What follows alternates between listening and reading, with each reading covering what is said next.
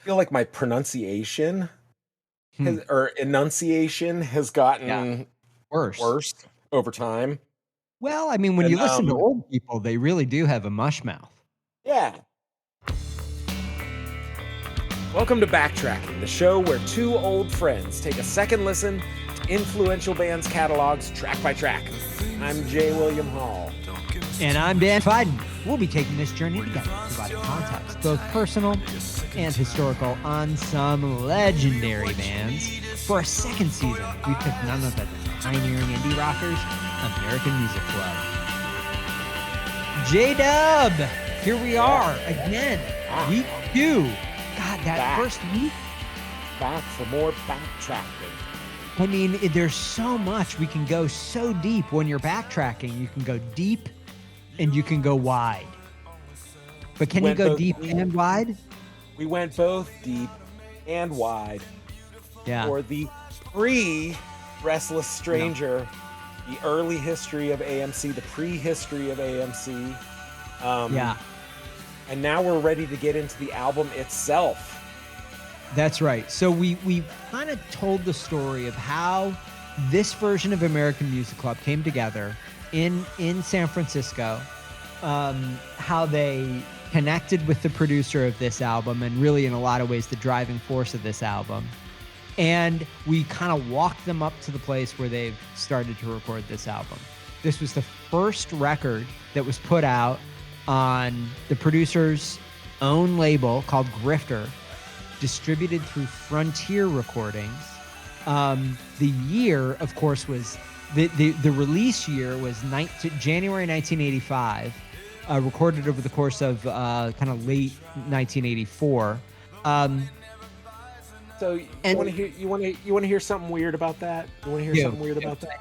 So I have also seen January 85. Yeah. When this record was released. I'm holding in my hands. Yes, I'm looking at it. A copy of the original vinyl of The Restless Stranger, and I'm looking at the back of it, and it says very clearly on the back of this, produced by Tom Mallon, recorded at Tom Mallon Recording, San Francisco, July 1985. Really? Yeah. Huh. Well, I guess maybe that was a misprint. Maybe it was July 84, or maybe the release was January 86. Well, it says, at the bottom, it says copyright 1985 Grifter Records. Sure. But it says recorded at Tom Mallon Recording, July 1985. So I don't understand when it was recorded, when it was released. Yeah. 1985. I mean, listen, this is a mystery we may not be able to solve, but if anybody's out there, fortunately, Tom Mallon, who we're going to talk about a number of times over the course of the next few records, passed away not too long ago. Glioblastoma, which in a very morbid connection to season 1 of Backtracking, which of course included us covering the band Rush. Neil Peart, the world famous drummer of Rush, died of glioblastoma. Wow, that is strange.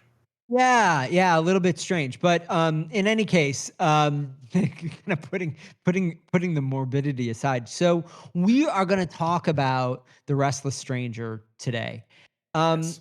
Where we usually talk about this is we start with the cover art, but I want to go over the basics. We've talked about the release date. The physical version of this album is not gettable. It has been, from what I can tell, it has been out of print in every format since 1998. However, you are able to find, you can find a version of this. Probably the most important place to find a version of this is on American Music Club's own Bandcamp. Their link is always in the show notes. Yes. You can buy a digital, kind of fully kind of uncompressed FLAC version of the album directly from Mr. Eitzel through Bandcamp. I would encourage you to do it. That's where to find it. And I think you can also preview it on there as well. I'm not certain, but you can stream it. You can listen to it. So that is where to find that's where to find this album now. But sadly, it's been out of print for quite a little while. But J-Dub, as you know, as a huge fan of season 1 of Backtracking, you know where we always start. We start with the cover art because That's that's right. where the fan starts. With the And art.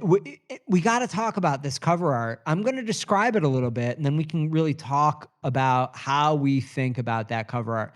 So it is a beautifully evocative photo of a dead dog or a coyote. I can't quite tell. Coyote. A Definitely. coyote. Yeah. Definitely a coyote. Okay. On the shoulder of a desolate highway, kind of looks like scrub or kind of desert, high desert, maybe. Highway kind of off into the distance. It is a beautiful kind of cyan and white print, very sparse.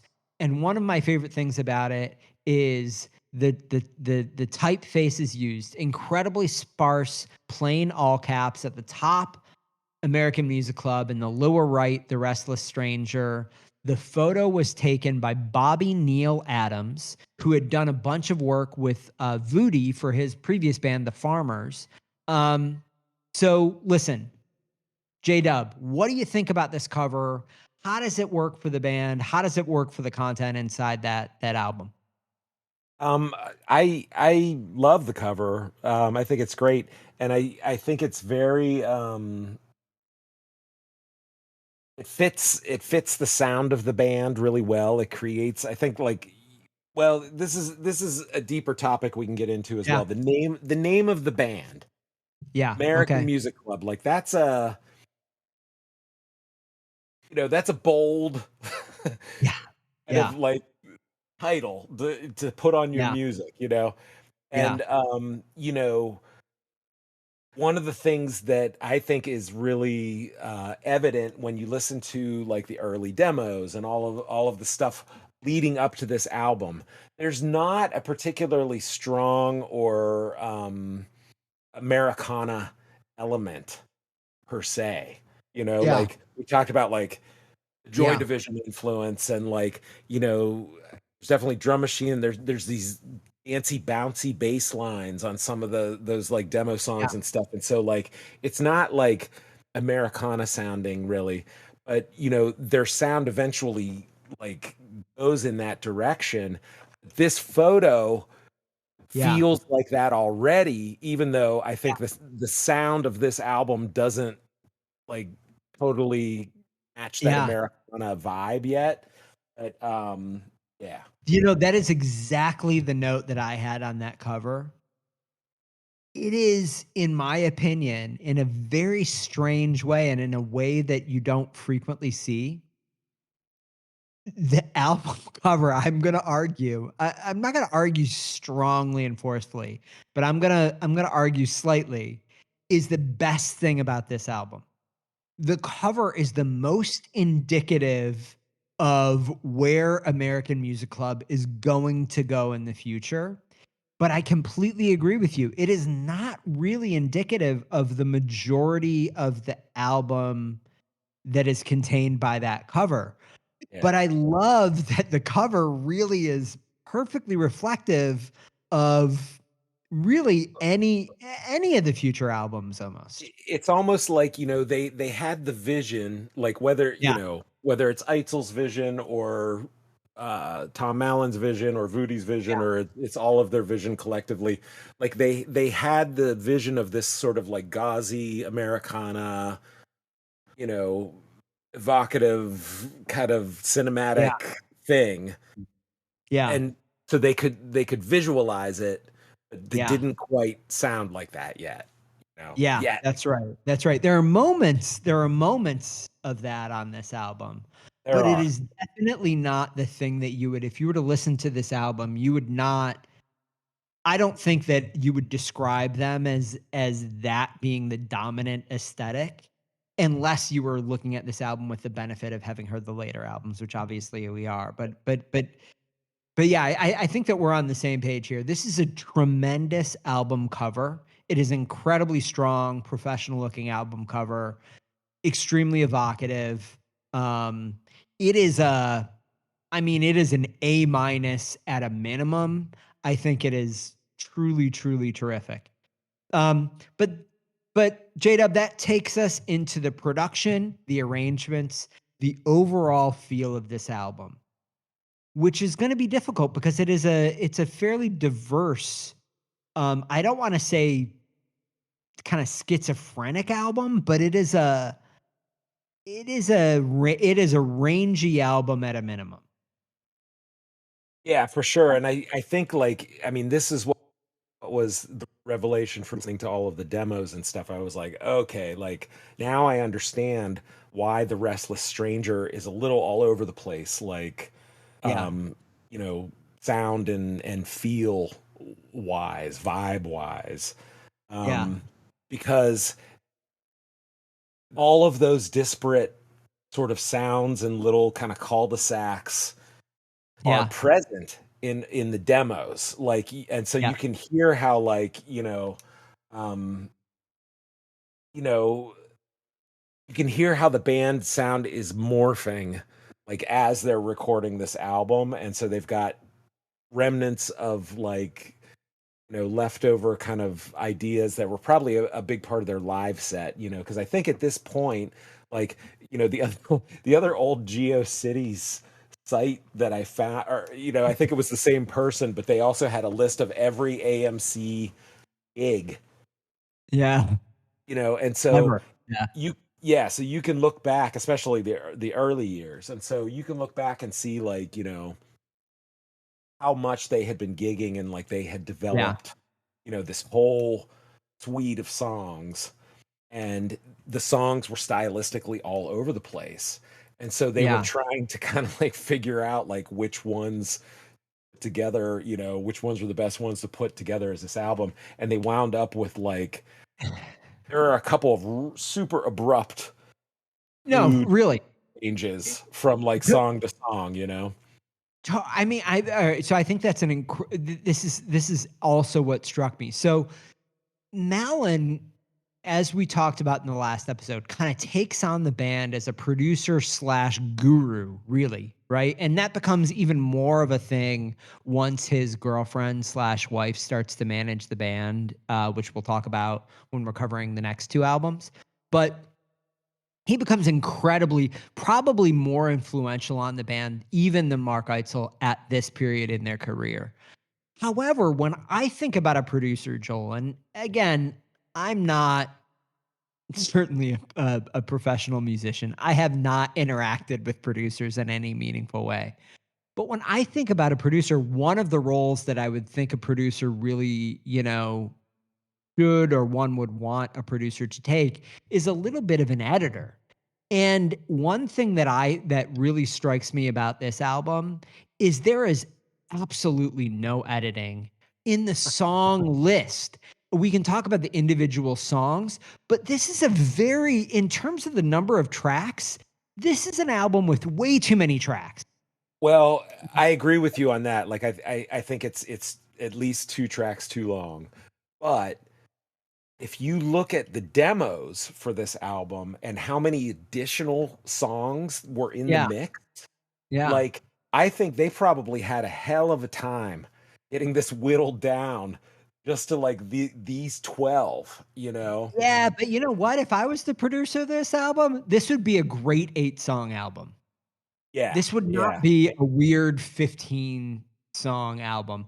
I think you could probably get down to 8 songs. Well, Again, I'm approaching realize, with 15 song version was the CD reissue in the 90s with 3 bonus tracks. Oh, is So, that what that was? Okay, yes, okay.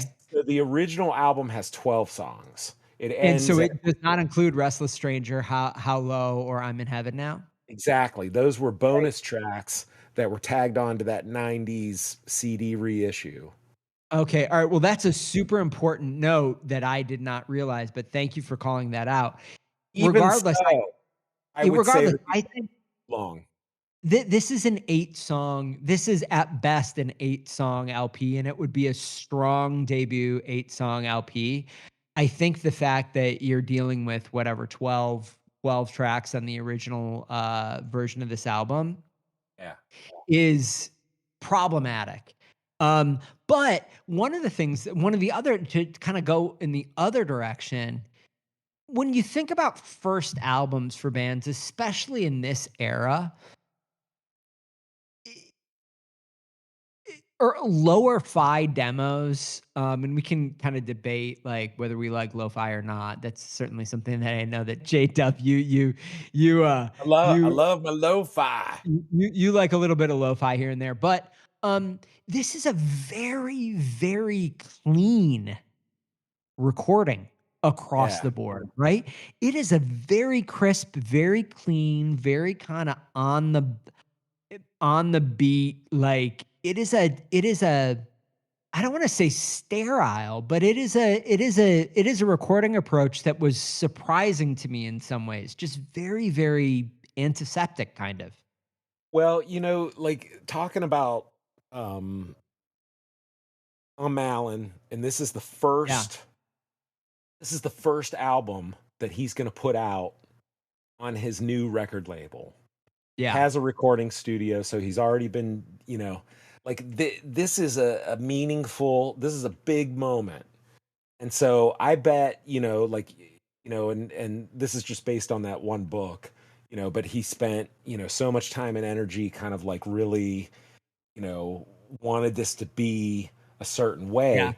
And in a way it sort of explains a little bit like I wouldn't say sterile either exactly, but it's a little like cleaner and a little maybe like stiff feeling in a way, like performance wise. I think that, this band clearly came out of, Eitzel is this natural performer. Like, he yeah, can get on a stage and really bare his soul, and it's like yeah, ripping and that and but that's like a live performance thing, like that's yeah, something that changes night to night depending on the yeah, vibe in the room, depending on what's going on. And this band has developed around him reacting to that, and so yeah, now they're trying to capture this energy in a studio recording, and the guy at the helm of it is probably like super, like this is going to be my first like thing on my label, like it's got to be a classic. I think he And I think it feels to me as though the production almost wants to prove that he is a capable engineer more than he is a capable producer, and what I mean by that is a capable and this is the way I'm thinking of it. A capable engineer is kind of, I can record really good sounding things in my studio, right? Mhm. We're not gonna get like, Yeah, it's a calling everything card. peaking and it's a technical proficiency. A Yeah. producer is a little bit more like, how do I make this band sound so that it somehow reflects the essence of this band? And I think that's where they don't quite match up, right? He has recorded a very clean, professional sounding, capable recording of this band that in every other way, I don't think wants to sound that way. Yeah, like Does that make sense?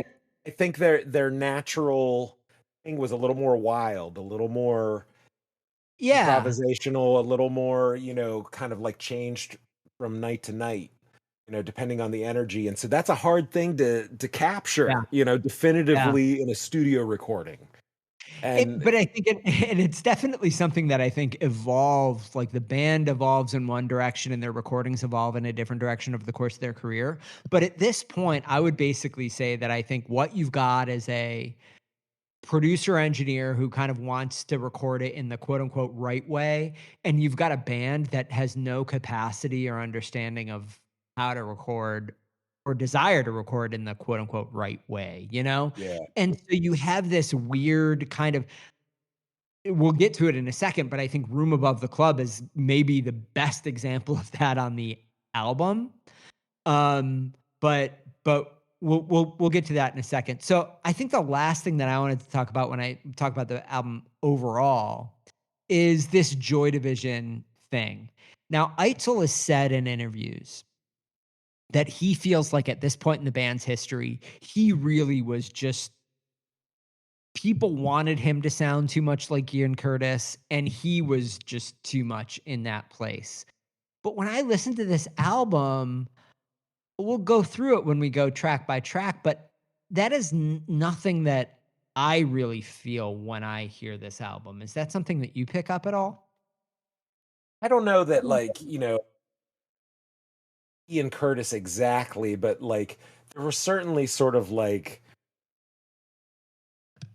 a persona, that Yeah. like the singer of American Music Club, like these songs that have these like, super heavy, super Yeah. like depressive, kind of in Yeah. your face to where you're a little uncomfortable, kind of, you know, and I could see where like, especially where he's coming from this performance art type of thing where he's been getting up on a stage and bearing his soul and, letting it all hang out.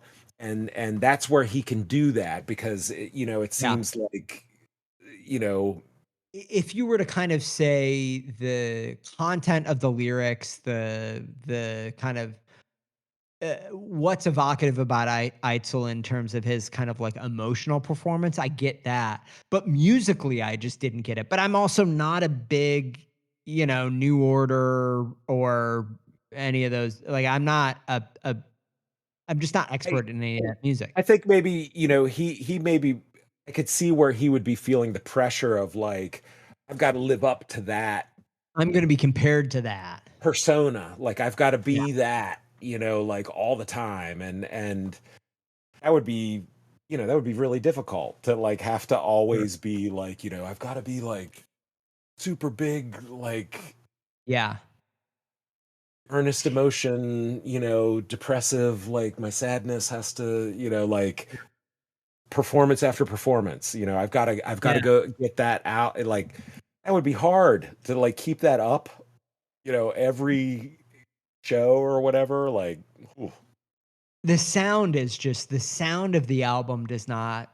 Here's what I would say. sound is soft. It is It's very, it's got this 80s plushness. Like, I mean, drum sound is it, very, very dated. I it mean, it sounds like, the Phil there are Collins. moments on this where it's like the recording of the actual sound of the instruments is incredibly clean and crisp, and then it's just soaked in reverb. But that's Mm, really kind of it. There's no warmth to it. It has that cold 80s reverby thing that I associate with like Echo and the Bunnymen, honestly. You know what I mean? Where it's like it's crisp and yeah. clean in a recording, but it's very reverby. Yeah. I mean, I know what you mean. Yeah, it's got the 80s verb and Yeah, you yeah. know, the drums have that big kind of gated like Yeah, yeah, yeah. kind of like sound to them and on some songs definitely like this is the most dated, that American Music Club ever sounds, That's I right. think. But you know what? With that, J-Dub, it is Yeah. time. It Yeah. is time right now. We are going to embark on track 1 of side A of The Restless Stranger. You know what song this is, don't you? It is called Room Above the Room Club. Above the Club. 3 minutes and 51 seconds. It is the first song on the first side of the first full length American Music Club album. We are about to start a journey that is not going to end for many, many months. So why don't we enjoy it? Let's go. Go ahead and help yourself if you think you can put me down. You just wanna see a king losing his crown. Yeah. Let's The see Room Above some the Club, chance. track 1. The first of all, I'll say I love it. I love the song. Yeah. But it creates a almost like a false impression in Yeah. a Okay. way. I mean, Okay. in some ways, I think it's like indicative of where they're kind of like headed, but it doesn't Yeah. really it doesn't match, with a lot of other stuff on because it's more subdued. It has a more subdued tone. And I think like this album maybe more than others where, Eitzel gets really loud and more boisterous or whatever and but on this one it's more restrained and more kind of so it's sort of like this cautious opener kind of. It is a very strange, very cautious opener. But why don't we tackle the lyrics first? Mm. So apparently this was written about a club in Columbus that Eitzel used to hang out with, a punk club that Eitzel used to hang out in. And there literally was a room above the club that musicians and regulars used to kind of go up to and do whatever they do up there in the room above the club, right? And so it is taken clearly from his life in Columbus. It is, I would argue, classically Eitzel lyrics. It has a lot of the classically Eitzel components here. It's set in a bar, right?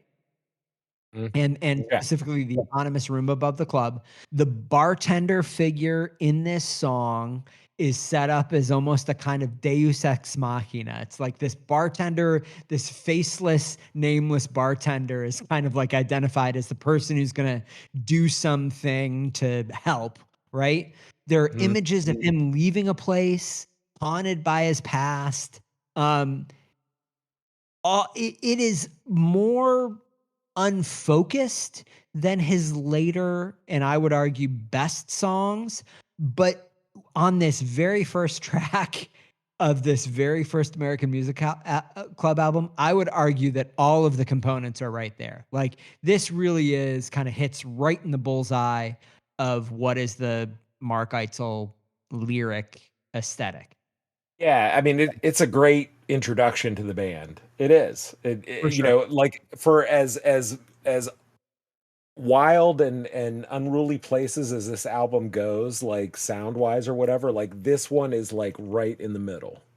Yeah. You know, so Yeah. like this is like the perfect introduction, I think, to the band. Okay, so lyrically or musically, I think this one is interesting. We talked about this in the last episode. It is such a contrast. There is an Eitzel solo album that comes out 4 or 5 years after this, I believe, called Songs of Love Live, and he does a extraordinarily raw, almost embarrassingly emotive version of this song. And I think I'm Very, going to talk very about this more. naked.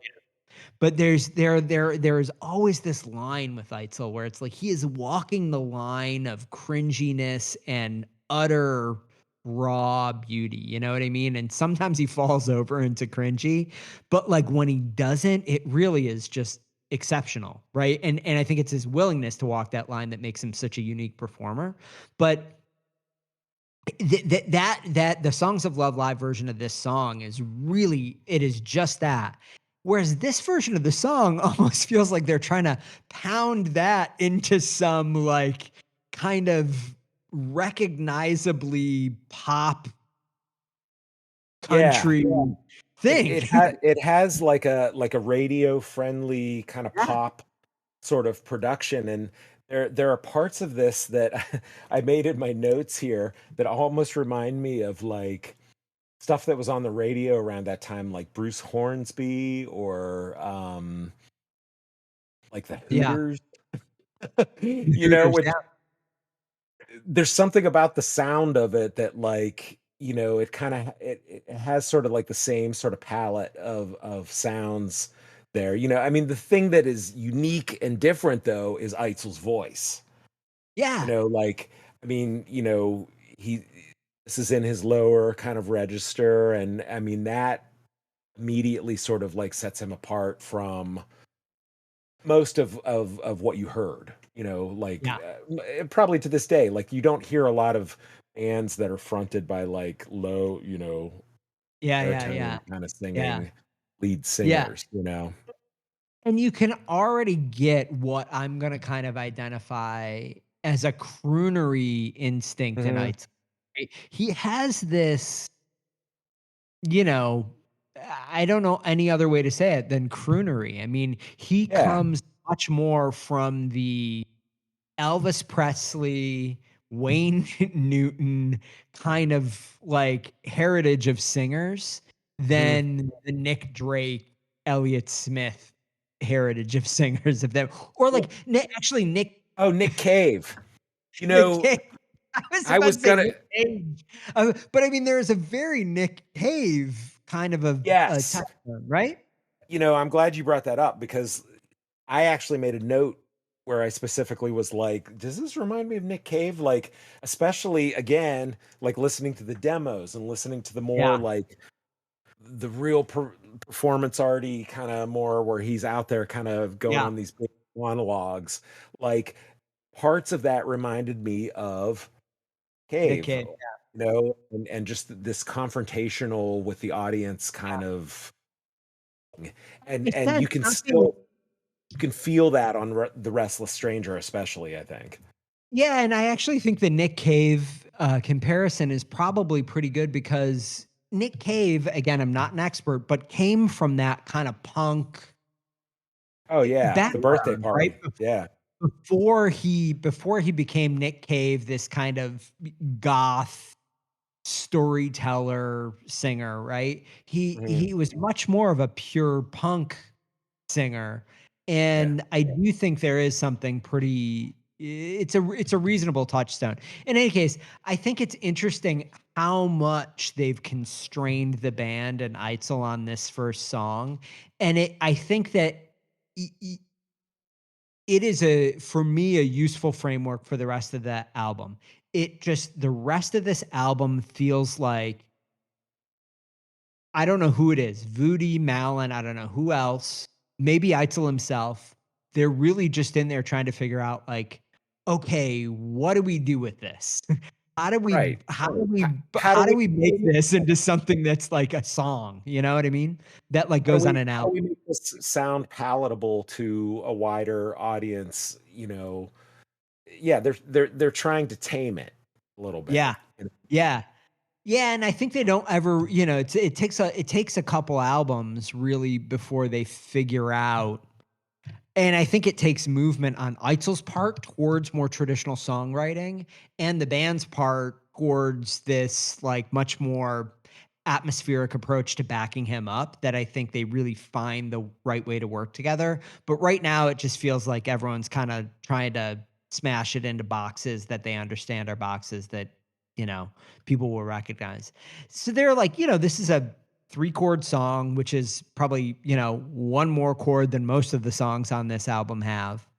So this is not a complex composition. They have, there's some keyboards on here. This is really the first place where I feel like, God, they are badly served by the keyboards on they don't come through strongly on many of the albums or on many of the songs on this album, but it somehow the shift from keyboards to pedal steel later on makes like a world of difference for this band, in Well, my opinion. I think that this keyboard sound in particular, like, sounds like 1985, you know, pretty Yeah. clearly. But this is also a remnant of like Yeah.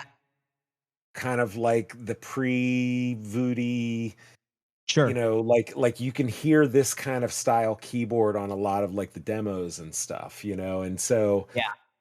I think that this is a remnant of the sound, you know, pre this album, and then they're kind of in transition in this album is I think, you know, what it is like. Yeah, I think that's absolutely right. I think that's absolutely right. I And one other thing that kinda struck me about this song, last thing that struck me about this song, background vocals on here. Not mhm. something that I remember through the rest of the AMC catalog, actually. They may in fact be all over the place, but it isn't something that, like, when I went the premise of this show is kind of we pick bands that we deeply love and we're obsessed with at some point in our lives, but haven't really dug into that much recently. Yeah. And now it's time to dig very deep and re-examine them in like a very deep Maybe way. too deep. Maybe Maybe too deep. it could be too it could be too deep. It could be too deep. But the background when the background vocals hit me on here, I was like, fuck, I remember background vocals being much of a thing in AMC. I'm sure they existed here and there, but like Yeah. it felt strange to me in this song. I actually love the background vocals in this song, but the thing, yeah, like, you know, I think the thing about this song in particular, like, I wonder if they thought early on in the process of the album, they were like, this is gonna be the opener. And so, You like, think? you can tell this song feels like it's locked into a metronome kind of thing, like, Yeah. you know, and everything is This very is the like thing. precisely placed.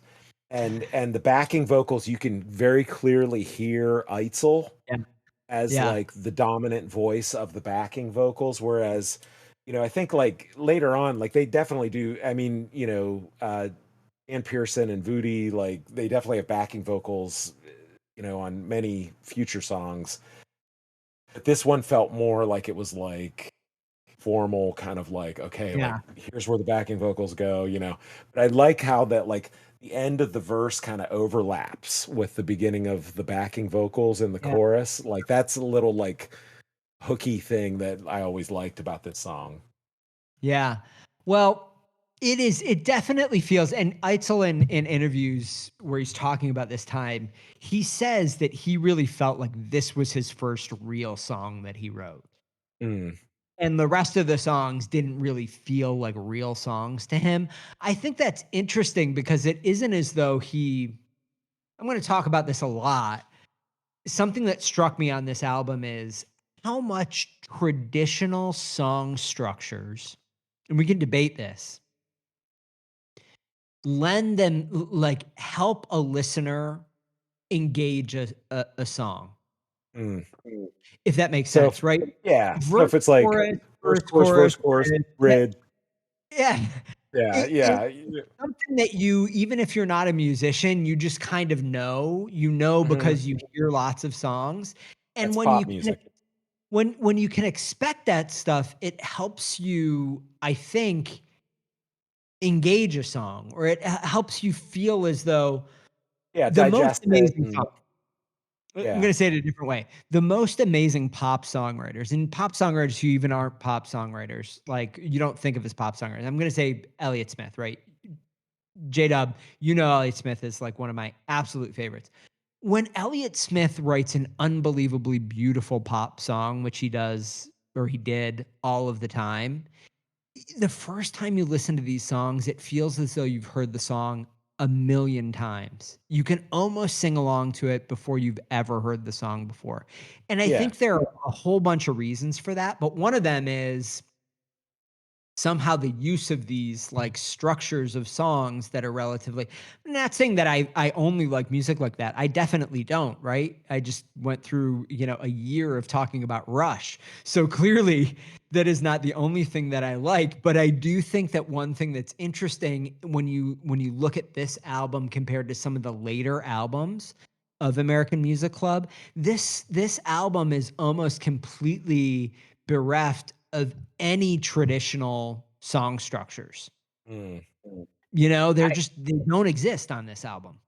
Well, I have a theory. I think that that's because these songs are born out of that mm, pauldron period of Yeah. like where the band was forming and they were trying different things and they're trying on different hats and they're trying different styles. And, Yeah. you know, his Eitzel's performance, kind of sort of monologue sort of Yeah. style, where there Yeah. isn't necessarily like a chorus that like you're coming back to, That's right. I think that a lot of that is a big influence on this album. The songs on this album That's are a right. little more nebulous, in terms of structure, or they feel a little more like they veer this way and that way. Totally fair. Yeah. And I mean, but you compare that to like the "Can You Help Me" Mark Eitzel, right? Which is one Yeah. of the most taught the kind of pop song structure songs that I can think of that AMC has done. I mean, just absolutely exactly what a pop song structure kind of should be. Um, or, should be what you think of it as. Very different than this album. And I think that anyway, it's something that kind of I You know, noticed in the album. I think that he always had that kind of pop, there was Sensibility. an yeah, the sensibility was there, because like you can hear it again, like in those pre-Restless Stranger demos, like there are some of those songs on there that are almost have this like dance kind of Yeah, feel yeah. and stuff. And I don't know how much of that was him or whoever he was collaborating with at that point, but It like it's I really mean, interesting. yeah, he's not just one style or whatever. Like I think he had several things kind of floating around and. One but thing that I really wonder, and I would love to ask him this, is like, I think as he matured as a songwriter, he really became a master of those forms.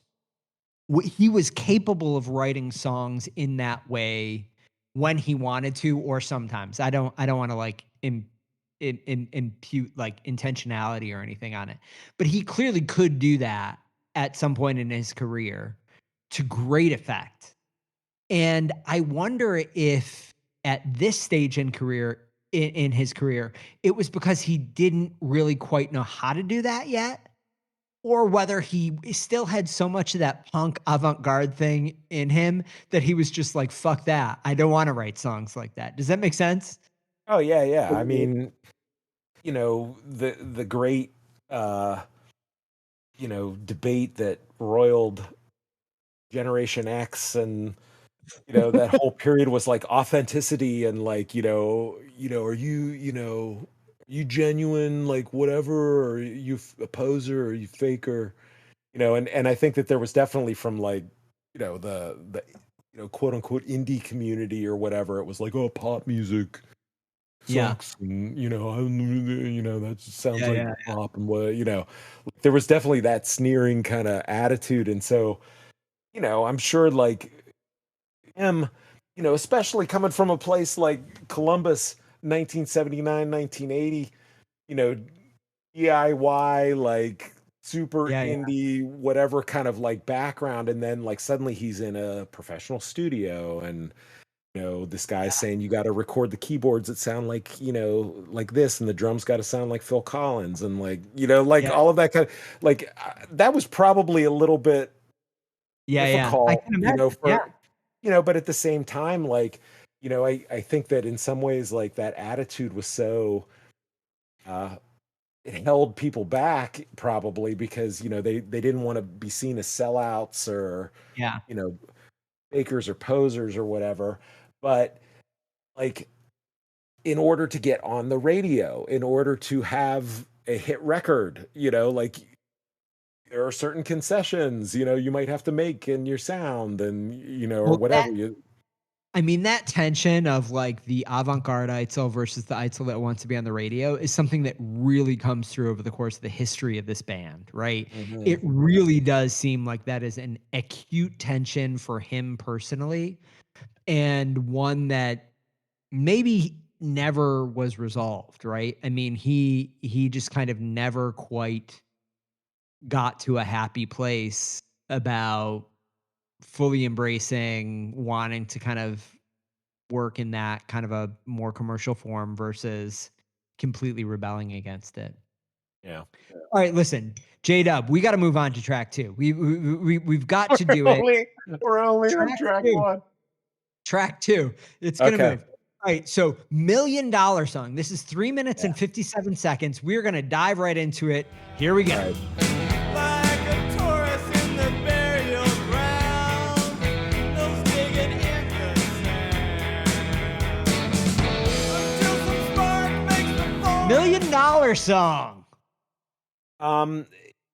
So this is the first of many almost like curveballs that I think this Yeah. album serves up. So like you come off of Room Above the Club and it sets this mood and everything, and then $1 Million Song like doesn't, it feels very different, it sets a very Yeah. different vibe. I think it's a remnant. I think it's from more live, like, Yeah. performance kind of like place Yep. that they were coming from early on. Doesn't It doesn't quite fit with this more, evocative Americana, whatever poet, Yeah. thing that they're headed. And so I think Yeah. it's a questionable track too. Yeah, I would agree with that. I mean, listen, on the lyric side, I there are definitely moments of that evocative Eitzlerian turns of phrase. I'm going to use Eitzlerian a lot over the course of this season, so get used to it. But there's a line in here: reflected it with your name in lights. When you're dead, you'll glow at night. That feels very Eitzlerian to me. but overall, it just isn't a very cohesive song. It has the feel lyrically of a song that was kind of improvised live or is like more of a Mm, spoken word performance than anything else.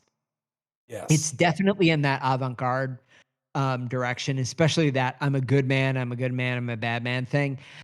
That is a thing that I understand some people like, but Well, it's that's probably you have to see it. You have to experience the full yeah. embodiment of that character, and then you're like, okay, but like just to hear it on the record, it's a little like, like as the second impression of the band, it's a Yeah, little this like, I mean, listen, I think musically the most interesting thing about this song is Voodoo's like almost George Thorogood kind of a voodoo. Voody. His voodoo. Did I say voodoo? Mr. Voodoo I on the was gonna guitar. say I'm confusing Voody with George Thorogood. Voodoo Yes, good. But George it Thorogood, though, you're right. It has this kind of like chug to it, this kind of yeah, like and almost actually ZZ Top, like. exactly, and the sound and the feel of his playing actually nails that perfectly. Mhm. And I love that. I just don't love that for this band, if that makes sense. You know what I mean? Yeah, it feels like a stylistic choice that they decided to kind of move on Yeah. from. Yeah, I mean, this But is one of those songs that I would say that, a producer would a better producer maybe would say, "You know what, guys? We can leave this one off the album." But that's well, my opinion. I have my own 10-song version of the album that I'll share at the end. Wow, Uh, that you but should release it as a Spotify playlist, and then the fans can weigh in their own, opinion. yeah, well, this song doesn't make the cut. I'll just Yeah. just Alright, tell well, you then right listen, let's not belabor it. I mean, we don't have to Right. belabor it Yeah. if we don't love Okay. it. Why don't Yeah. we move right on to track 3, "Away Down My Street." This is 4 minutes and 22 seconds, track 3 of side A of the Restless Stranger. Let's go. Those secondhand hopes, they always turn way down my street, way down my street. I walk, the sun's surprised from my weak eyes. I put my blindfold on. How do I get out of here?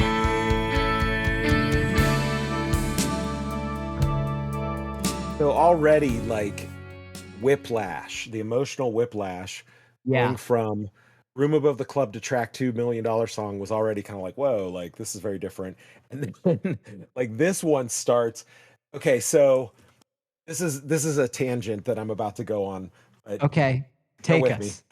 So if you go to the Wikipedia entry on The Yeah. Restless Stranger, Yes. it says, and I Yeah. quote, I know exactly what you're gonna say, but go ahead. it says this album is considered to be the first slowcore album be released. Yes, I'm so I'm- glad you hit on this because I read this as well. Jay William, tell us what you think about that. So I guess I understand, like, American Music Club have been attached to so-called slowcore Yeah. thing, and Yeah. I'm not going to argue one way or another. I get it why people think that. This album, this is their first album, so you might think like, oh, this Yeah. by You're virtue of being you're being incredibly diplomatic. Why don't you just come out and say it? That is a fucking dumb Wikipedia statement. I don't know who edited that Wikipedia page. I This gotta is I gotta totally quibble. wrong. I gotta quibble with you. Like I don't it's just on you know, its face wrong. I think it's wrong. Okay, but Yeah. I don't have an alternative suggestion per se. But I will say, when did the curtain hits the cast, or not the curtain hit? When did Long Division come out? oh, Well, 90, Long Division, for those playing along at home, was the very first Low album. Probably came out in 1993 or something, right? 92, 93, something like that. I don't know. I'll I'll But, look that up while you're you talking, know, but go ahead. Codeine and, there were other bands that were kind of toying with the slower tempos or whatever. But American Music Club, this album, it has too much stuff that does not fit, the slow core loose definition at all. But Yeah, beginning of this song yeah, is so somber from like the first moment of this song. Like it sets a tone, this yeah. funeral tone, which is set, coming off of, million dollar song. Like it's just a super abrupt, like, whoa, like, it's like this Yeah. funeral tone immediately. Mm, Yeah. I mean, listen, I want to talk a little bit about the lyrics first, but I'm so glad you hit on that Wikipedia article because I completely agree.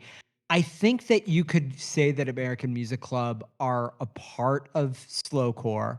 I think you could probably even make, you're dealing with Codeine, maybe that first record was about 1990-ish, 91. Low's first record was 93, it looks like.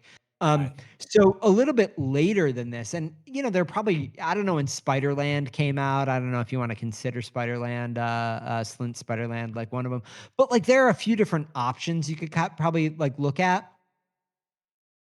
I could even buy if you said like American Music Club California or Engine were the first slowcore I don't think album. Engine, like maybe California, like that's the first one that feels like an American Music Club album that is more. Yeah, I mean, there are individual songs, I guess. So like, you yeah, know, on this album, like this is the first hint of yeah. that ultra somber That's tone, right. That's you right. know? So I think lyrically, this is classic Eitzlerian stuff. Sitting in a bar, drinking, being depressed, wanting to escape. It has Mm, all of that stuff. But again, what he hasn't done is figured out yet how to kind of like shape the stone and polish the diamond. He's got lines in here like, "Hey, hey, God, give me a hand. I'm in garbage land." Not mm.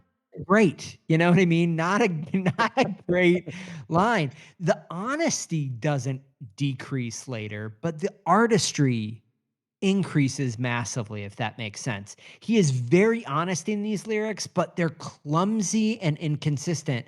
He retains the honesty in later albums, but I think he has a much better, the only way I can say it is internal editing mechanism. It's like he takes these much longer lyrics from this album, really cuts them down, hones the individual lines that he keeps, and really polishes it into something beautiful. And I just don't think he has that second piece of the kind of lyricist skill set quite developed here. So on this Yeah. album and in this song, I think you get these glimpses, but not quite there. And then musically, I feel the same way. I think this is very much an early demo of what AMC will become later. Sparse, beautiful, atmospheric verses um, that really do feel like they are going in that direction, and I love it. Uh, The thing that is really prevalent in the sound of this is that keyboard. At like Yeah, that very like so it definitely has like the 80s kind of yeah, vibe to it just because of that keyboard sound almost, but like um it definitely it's more of a moody. It's yeah, moody. It's like one of the first, like, I mean, Room Above yeah. the Club, that's a mood as well, but like this one's really No, like this a is heavy sure. heavy mood. Room Above the Club, I would say the mood is set by the vocals and the lyrics. This is the first song on this album that I would argue the music sets that atmospheric, lonesome. It matches the cover of the album, which Yes. I think is a hallmark of later American Music Club. Now, two things I wanted to ask you about, J-Dub. Mm. Number 1. I the drummer plays double time in the chorus here. In the I'm gonna put chorus in quotes because it really, I believe, is the same 2 chords as the rest of the song, but it struck me as like, okay, they're trying to shape these songs into what I was just talking about, on the last track, that kind of recognizable, more pop song Yeah. structure thing, despite that the song in and of itself, what Eitzel has written may not have that naturally. I thought that was kinda interesting. The second thing that I loved and I thought was amazing that I completely forgotten about, and I wonder if it appears anywhere else in the AMC catalog. There is a bridge, kind of a bridge in this song. It really is just the verse, but it plays like the bridge within the context of the song. And there is a falsetto Eitzel doing "ooh, ooh, ooh" kind of a thing in it.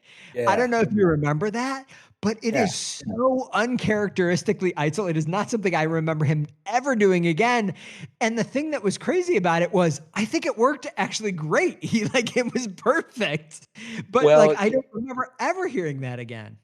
the other singer that I've heard him compared to before and that I now feel, listening back to it now, Springsteen. That was Yeah, like a yeah, total yeah, yeah. Springsteen kind of, Yeah, it was. Yeah. or whatever. Um, the other the other thing I have to say about the production on this song in particular, I have a note here. It reminds me of this other album, the West Coast California album from 1985. Could be Yeah. wrong. One off. This band called David and David. You remember this band? I don't remember They had doing. this album called Boomtown. And they had Yeah. one hit single called Welcome to the Boomtown. And it was like a top 40 song, but it had sort of like some Americana kind of feel to it, but like really clean Yeah. production. And they sang about like the seedy side of LA a little bit. Ooh, And yeah. this song, like what I made the note because I was like, this reminds me of David David. Like, I think it's that keyboard sound. Like that was like sort of also I feel like Yeah. was a David and David thing. But anyway, like, but that was an album, that was Yeah. uh, being released or made in California around At the that same time. time. I've got to Yeah. wonder, like especially like Mallon or whatever, I'm sure musicians and studio people were networking and, kind of seeing what they could copy from each other or, and, something was in the Yeah. air. Yeah. Yeah. Well, if David or David are out there and they wanna reach out and, talk to us about it, we would love to hear from them. But until we hear from David or David. Did American Music Club rip off the sound of David and David on their debut album, Restless Stranger? So, why don't we move on to Yvonne Gets Dumped, track 4 on Or side A of The Restless Stranger. 3 minutes and 18 seconds. Why don't we just dive right into it right now? Let's go. The car sounds outside are quite like her pretty jokes. She always forgets when she forgets. When she forgets the whole world.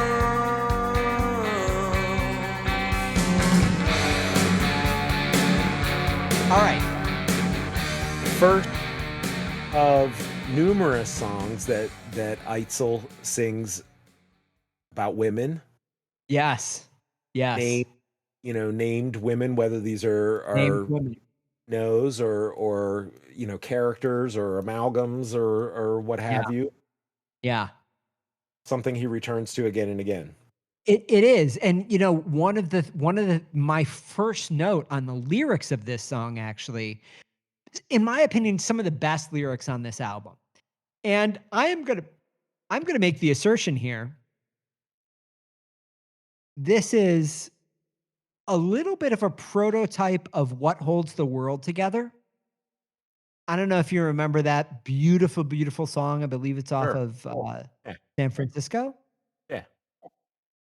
Amazing Eitzel song, much later in the career, but I feel like this is very much in that vein. It is this kind of really elegiac, beautiful song about this kind of female muse. I love this type of lyric from Eitzel. Empathy and love for the hopeless, beautiful loser. That is really how I would distill this. And I think the opening line of this album or this song is the best line. Her head hits the pillow, a shallow pool between the rivers of alcohol where it's always cool. Very, very classically Eitzlerian lyric, pretty, paints a picture, includes alcohol in it. Like there's a whole, like it really has kind of all of the hallmarks of his lyric writing, I think. Would agree. Impressionistic. Yeah, beautiful, beautiful. So, but what about the music here? There's an interesting descending figure on the guitars that I think is one of the most memorable musical elements on the album, which is not to say that I think there are a lot of really memorable musical elements on the album. I don't. I think this is a very straightforward, mostly uninteresting musical album. This is kind of like, what do you pull out of Eitzel's like lyrics and singing and all that? That's really kind of the best bits of this album. But like in terms of just pure musicality, that figure I think is interesting, and it's in some ways the most, what I said is song like. What I meant by that is a song where the chords of the music, the instruments playing the music really are driving the musicality of the song rather than just the vocal line and everyone kind of following the vocal line. Does that make sense? Yeah, it's not just like in support of the vocal, like there's sort of like a That's right. hook, kind of like with that opening kind of descending riff Yeah. kind of Yeah. thing. What is it? What's that? Like Pachelbel's canon or whatever. The like descending kind of. It has Yeah. that Yeah. kind of Yeah. feel to it, of Yeah. like regal. And again, it's the sound of that keyboard. I mean, that Yeah. keyboard is like married to kind of 1985 in a way, but I mean it creates a mood, like, and I do think you're right that like this sort of like is a similar kind of vibe mood that some of the later AMC stuff creates with the keyboard not so out in front. Yeah. Yeah. Yeah. All right, so are we done with Yvonne Gets Dumped? I think this is I one think of the stronger songs on the album. I definitely would include this in, you were talking about your 10-song version of this or whatever it yes, is. If I had an yes, it makes the 8-song version cut. of this, I think this probably makes the cut. This is Makes this the is cut. really, yeah, this is really one of the prototypical American music club songs that I think is worth a listen to hear where the band is going to go. So the next song, The which next song, not so much. yes, the next song is again like the wild 180-degree turn from the mood of the previous song. Like that's the That's story right. of side one of this album, which is I think what maybe is a little bit problematic about the album as a whole is like side one is so like all over the place. Mr. Lucky. And I just Yeah. have to point out. So I told you that this vinyl copy of the album that I have, the original, this is Yeah. the real deal. But this came from a college radio station that I had a friend who he swapped it for me. But on the back of the album, they've written in pen, like the people at this radio station wrote on the back of this album, and they put stars like next to the Yeah, songs next that to they thought were worthy or whatever. But you'll yeah, notice Mr. Lucky, they they crossed it crossed out. out They they just crossed like they out just the like dog. crossed it out. They're That's like, too no, funny. That is too like funny. Mr. Lucky is clearly again, it's a remnant of like the more performance Hold on, art. straight up, you're digging to it. We gotta play it for the people out there. So Oh, why don't we sorry, just, sorry, sorry. Mr. Lucky, it is 5 minutes and 19 seconds. 5 minutes and 19 seconds, by the way, Is it really J-Dub. that long? It is the longest song on what is already a very long album. It is the Yeah. longest song on this. Now, this is no, long for a Rush song. We're not dealing with, 14 Oh, minutes of that's not true. It's not Ignition's that one, long. book two. I've got 5 minutes and 19 seconds. What do you have? Mine says 2:42. Oh, wait, did I just copy it? Oh, Mr. You know what? I copied it down wrong. I'm sorry. I've got 2:44 actually, but it's all right. Oh, yeah, It is. hey. I was totally wrong. This is not the longest song on the album. It just feels like it. Um, why don't we give It's it a quick another- listen and we'll come Yeah, back. give it the listen. Mr. Lucky just got my name. Got me booked on a flight somewhere. Mr. Lucky just got my name. Oh, baby, I never played fair, no. All right, Mr. Lucky, there it is. So it feels long, but I think it's it's one of those songs you have to see it performed. Like I'm sure watching the band play it was a much different experience than just listening to it. Because a lot of it I think is one chord. It's just kind of like they're just chugging No, that one. I don't have anything to say about this. It's kind of a there are songs that he throws out over the course of the later career, like Hello Amsterdam and, Yeah. Crab Walk and stuff like that. But it doesn't even kind of rise to that level. But the thing that really strikes me about this one is there's a really noticeable level of anger in this song. And I think it is not just in this song, it's in some other songs. But I think that anger kind of mostly departs his lyric writing pretty quickly, actually. Well, I think it's not. I don't know if like anger, leaves his lyrics later, but it's the rowdiness. I mean, this is just a rowdy, like, Yeah. we're making noise and we're out there, and I'm sure it was probably super fun, like play Yeah. it live or whatever, and so I think it's just one of those songs that doesn't translate as well to a recorded, an album or whatever. That's right. I mean, Especially- listen, Especially coming after Yvonne Gets Dumped, I know. When I think of this song musically, this is the crux of the notes that I made.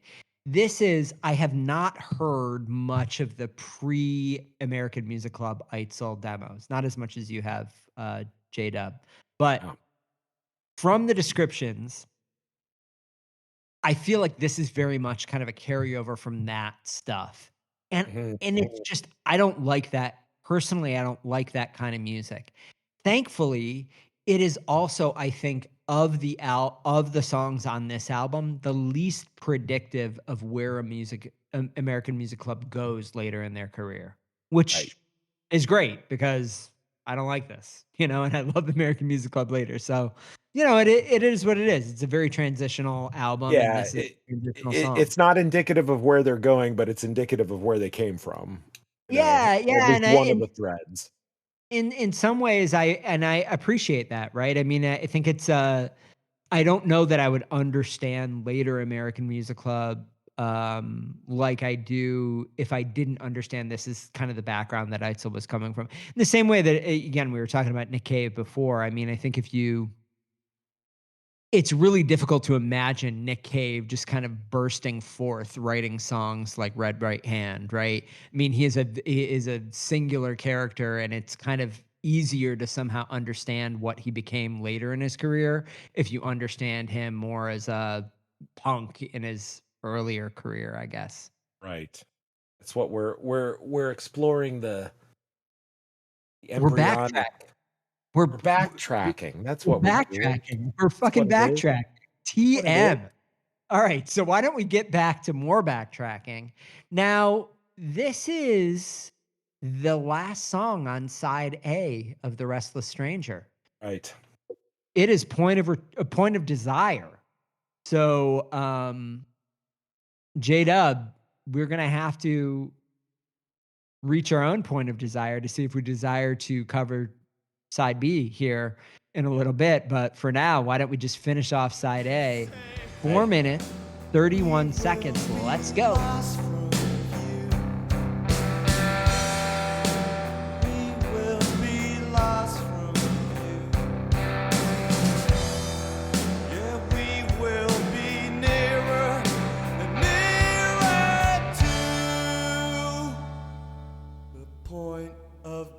desire.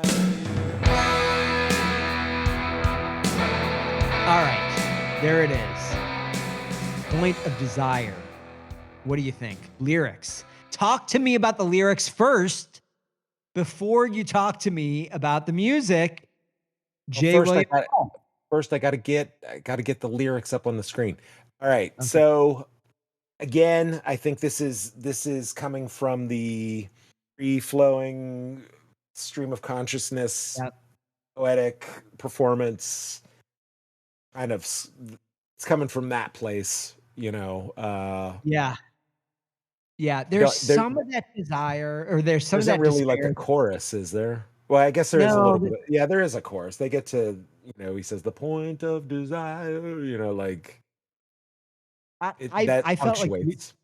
But it's just like one lyrically, long verse and it ends, with the point of yeah. desire. I don't, anyway. It's very stream of consciousness. It is very evocative of the earlier avant-garde stuff, I think. You get some of the kind of despair that you expect from like Eitzel in the early part of the classic AMC era, I guess I would say. But these lyrics for my liking are too stream of consciousness, too unedited, too uncrafted, too long, and too spoken wordish. This is just not the kind of stuff that I go in for particularly. Yeah, this definitely, creates the doomy kind of vibe. Like, Yeah, yeah, yeah. if people Yeah. are going to point at this album and say, this is the first slowcore album, like this would be, part of the argument for that, I would Sure. say. But, Sure. um, I think this one's more about the performance and it's probably better seen than just like listen to you know what I mean? Like you No, I saw this would performed probably live, it could probably be pretty, could be thrilling. interesting. I mean, this may make the cut of my slimmed down version of the Restless Stranger, though, because I don't think it is entirely uncharacteristic of the band that AMC becomes. Right. But maybe that's in any case. I on the musical side, I don't have a lot to say about this. It is the second song for me where the keyboard really comes across in a negative way.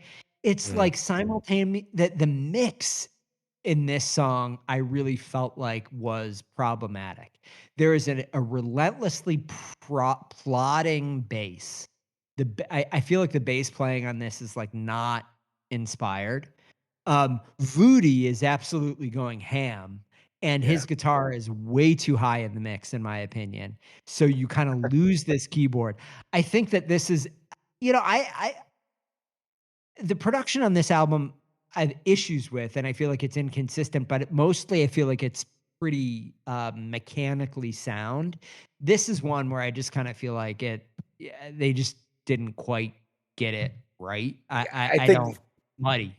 they were trying to capture power of the song as delivered in a live performance. And Yeah.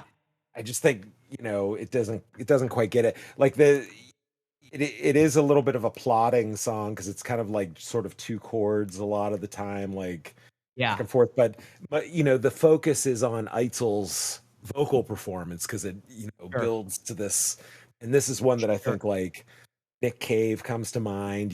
Like sure. those Yeah, performances where he's like preaching at the audience, kind of out in front. yeah, Like yeah, this one kind of builds. I think this is what they were going for with this, but yeah, it comes across a little flat. Maybe it's the recording or instrumentation or whatever. But yeah. they were trying something. Yeah, no, I mean, listen, I think that I love these early albums because it really is kind of like again, it's very difficult for me to draw too many similarities between the season 2 of Backtracking and season 1 when we dealt with Rush. But if you listen to that first Rush album, it is a very, very different band, right? Yeah, And and it's inspiring, I think, to me to listen to these early albums from these bands who become undeniably genius, and I think that's absolutely true for American Music Club. yeah, To there's something that makes you appreciate them more, or at least this is the way I feel, when you kind of see some of the warts on these early albums and you realize like, oh gosh, I kind of see how they got to this point of genius. It's not like they burst forth from the forehead of Zeus geniuses. Right. They didn't, you know what I mean? They worked at it, they figured it out, they got lost, they went around some blind corners, but eventually they got to this place where they really created amazing, consistently awesome albums. And so I appreciate these early albums, not because they're necessarily albums that I'm gonna throw on the stereo when I'm barbecuing all the time, but you know, it really helps me appreciate the band a little Point bit of better. Desire is perfect barbecuing music. I'm Yeah, I telling had you the what. in-laws over, I put Point of Desire on, I'm like, No, but the one thing I will say, like returning to Voodie's guitar playing, like yeah. because he has some like he's got some like fireworks, that Yeah, he gets to kind of unleash on this song. And I do think that like, his style of guitar playing, um, you know, because he comes from this more, like noise yeah, insertion of noise kind of thing, but it's like tasteful. It's like yeah. tastefully inserted. Like he doesn't just like slather noise all over everything. Like, he No, it's picks the his atmospheric. yeah, and I think on this song, like you can see that really kind of like emerging, like he's sort of, carefully, it's like they're noisy and they're a little out of control and whatever, but like it's done in a tasteful Yeah, way that no, doesn't distract. I mean, I feel like there are so many guitarists that it's difficult to articulate exactly what it is that's great about them, but the touchstone that I again, I used it in season 1 of Backtracking when we talked about Alex Lifeson on certain albums, certain songs. Johnny Greenwood from Radiohead is really the, I think, most obvious analog for guitarists like what Voodie brings to American Music Club. I don't know if you're going to buy what I'm selling here, Jay William, but I No, I think it isn't a, he's not a technician. He's not doing pyrotechnics. He's not really driving the songwriting, but he's creating these atmospherics in the songs in really interesting ways that end up being a little bit kind of unusual and oblique that set the band apart from kind of standard bands, I guess is the way I'd say it. yeah, his guitar playing isn't like here I'm gonna pull off this wanky solo, like here we go. Like it is more like artful and more kind of like restrained in a way, but Yeah. like he can unleash like You know what these it is? barrages of noise. It's Robert Frippian. I don't know if I'm going too far in saying that, but it's very Robert Fripp. When you think about Robert Fripp, when the kind of classic Robert Fripp guitar part, Jay William. Yeah. I believe what I'm gonna say, this could be totally fucking wrong, which is gonna expose me as a complete fraud. But I believe Robert Fripp stepped into the studio with Bowie to record Heroes. And all he did was that one guitar part in Heroes that Yeah, that big echoey. Yeah. yeah, that just like what that's like kind of 2 notes or whatever. But that's kind of I believe the story is correct. I could be wrong. Please correct me if I am wrong. But I think that's what he did. And it really is this moment of like, gosh, like it's about taste. It's about just adding that one little color to the palette that really makes the whole thing pop. And I think in this song, you see that from Voodie. You see a lot of it on this album. And frankly, it makes me appreciate Voodie as a critical member of the band much more than I did probably coming into doing the Backtracking deep re-listen. But we'll see how I feel about it, when we get to Everclear and all the other later albums. You might hate his guitar playing I later. might. I might just say, why didn't they fire Voodie? He was a real shit stirrer. I mean, he just was not. He didn't have it. He didn't have the stuff. I want some finger tapping. I A little want- more Eddie Van Halen action. All right, so Jay William, we are at the end of side B. So it's time for us to say adieu to our many friends and fans out there appreciating Backtracking American Music Club. We're going to be back next week for side 2, side B of The Restless Stranger. Yeah, you said we were at the end of side B, but we were only at the end of side A. Oh, I did? All right. We're at the end. I keep on thinking we're at the end of side. We're at the end of side A. We just have, this album is so long, 6 or 8 more songs, but listen, we are gonna come back. We're gonna do it in the next episode.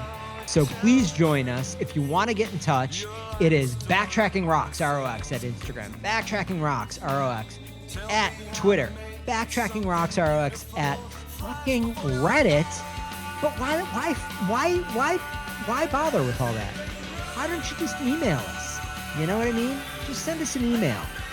Dear Sir. Send us a nice old-fashioned postcard through the snail mail. I would love it. Do we have a post office box? Maybe we'll have to open one up. All right, well, listen. Next week, we're going to finish off The Restless Stranger. I cannot wait. Jay William, thank you. Thank you for your brilliance. Thank you for your genius. Thank you for your perspectives. Oh, thank you. All right, your well, listen. perspectives. We will see you all next week. Bye-bye. Bye.